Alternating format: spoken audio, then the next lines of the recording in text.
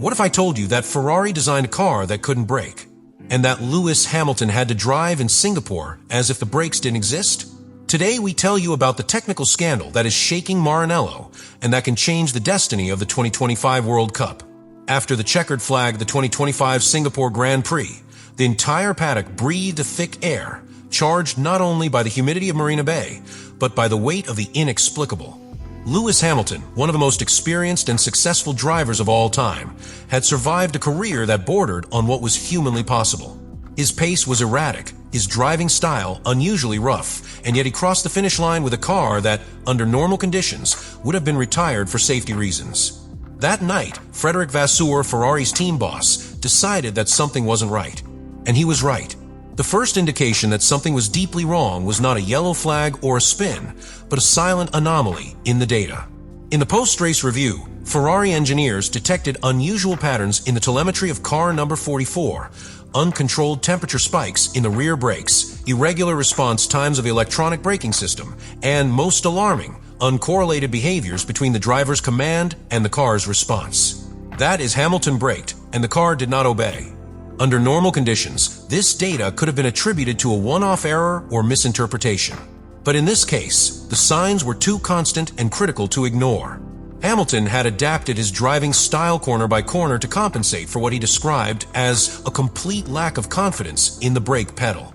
During technical meetings, engineers were baffled to see how Hamilton changed his braking point, his pedal load, and the car's weight transfer lap after lap without completely losing control of the car. This wasn't luck, it was pure instinct and reflex. The situation escalated when Vasseur compared Hamilton's data with that of Charles Leclerc. The SF-25 of the Monégasque did not present the same level of deterioration or imbalance.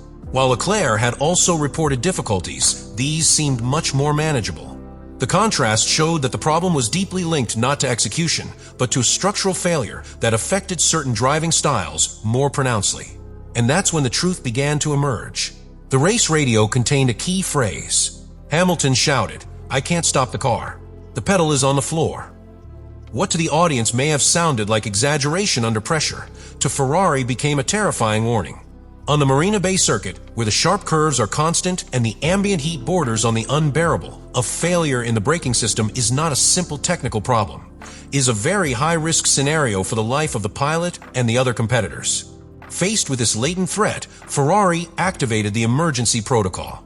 Through the pit wall, the engineers sent an order that, in its brutal honesty, is only heard when there is no other viable option left: manage the car as if the brakes did not exist. A phrase that shows how serious the situation was. From that moment on, Hamilton did not run. He survived. And so, with the pit lane empty and the cars resting in their garages, Frédéric Vasseur began an internal investigation that would turn the SF-25 project upside down. What was yet to be discovered would change the course of Ferrari in 2025. And perhaps much more than that, the technical investigation undertaken by Frédéric Vasseur after the Singapore GP not only confirmed the initial fears, but also uncovered a much deeper and more disturbing reality. The failure was not temporary. It wasn't a faulty sensor, a damaged valve, or a one-time human error. What Ferrari discovered was a design flaw embedded in the very DNA of the SF-25. An aerodynamic decision made months ago, before the car even touched the asphalt, had completely compromised the rear braking system. In its desire to maximize the efficiency of the ground effect, the aerodynamic suction that keeps the car glued to the ground, Maranello's technical department aggressively closed the rear cooling intakes. This modification was not superficial. It was implemented from the conception of the car and was validated in the wind tunnel and in CFD simulations. The logic behind the decision was clear: reduce drag to gain speed on straights and allow the air flow to pass more fluidly through the lower channels of the car. In theory, a marginal gain in aerodynamics in exchange for a more fair but functional braking system. However, the theory collapsed as soon as it was applied in the real world on a street circuit like Marina Bay, where the airflow is irregular, dense, and often insufficient to adequately cool the most sensitive components. And herein lies the central problem. The SF-25's rear brakes were not receiving the necessary oxygen. What in simulations seemed like an acceptable tolerance margin, in practice resulted in massive overheating of the brake-by-wire system. This system, which replaces the mechanical actuation of the rear brake with an electronic control, is extremely sensitive to temperature. When it gets too hot, it starts to fail, but it doesn't do it in a predictable way. It may behave erratically, delaying its response, reducing its effectiveness, or in the worst case, disengaging completely. That's exactly what happened to Hamilton. The car's thermal sensors recorded temperatures out of range since the first qualifying round, but they were interpreted as momentary spikes. The reality was that the system was on the verge of saturation since the beginning of the weekend. Once the electronics are degraded by heat, they go into emergency mode or override. The result is a car that brakes only with the front axle, which radically changes its balance, requires superhuman control from the driver, and destroys any usual driving reference. Hamilton had to recalibrate his braking in real time, adapting each braking point curve to curve, without having a reliable tool under his right foot.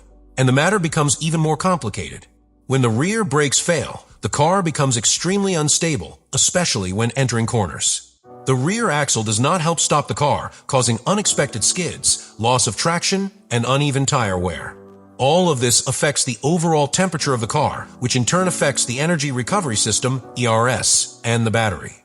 An isolated technical failure begins to contaminate the entire ecosystem of the car.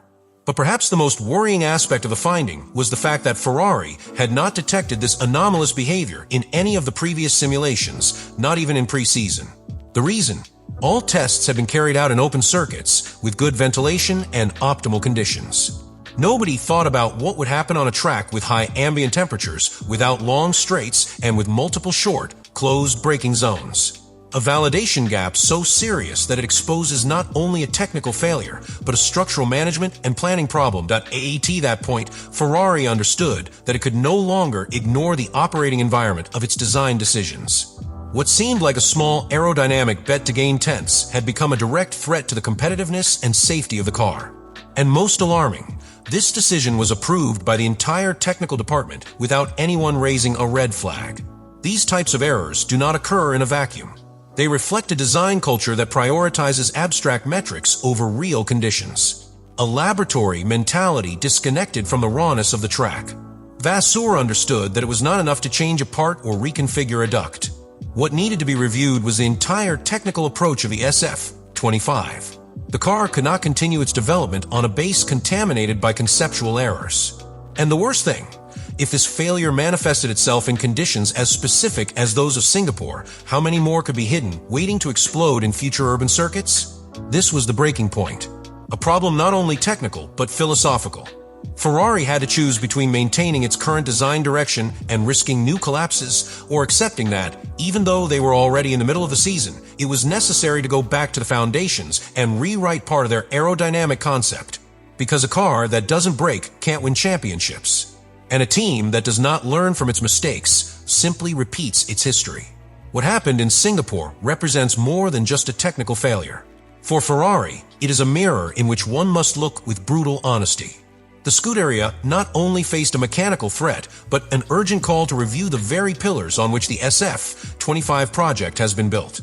And now, the inevitable question that resonates in Maranello, in every engineering meeting, in every conversation between drivers and technicians, is as simple as it is devastating. What do we do from here? The answer is not simple, much less quick. Operationally, Ferrari is at a crossroads that will set the course for its 2025 season, and likely the next 2 years. The discovered flaw does not allow conventional solutions, is not a specification change, nor a minor modification, is a systemic failure. The redesign of the cooling ducts, the adaptation of the brake-by-wire system, the resizing of key parts of the body, and the integration of new thermal balance settings will force Ferrari to rewrite entire sections of its development plan. And do it against the clock. Vasseur knows there is no margin for error. Any wrong decision from now on can jeopardize the entire season. But the biggest challenge is not in the pieces, but in the mentality. Ferrari needs to review how it evaluates risks, how it validates its designs and simulation, how it integrates feedback from its drivers. It's not just about applying solutions. It's about changing the design culture. The question you should ask yourself is not, how do we solve this? But, how did this happen without anyone questioning it first? And in that sense, what Ferrari decides to do from now on, how it responds, how it transforms, how it accepts its mistakes will not only determine its performance on the track, but also the respect it can regain as a historical institution of motorsports. This is not the end of the road, but it is a turning point. One of those that, when you look back into history books, is remembered as the moment when everything changed, for better or for worse.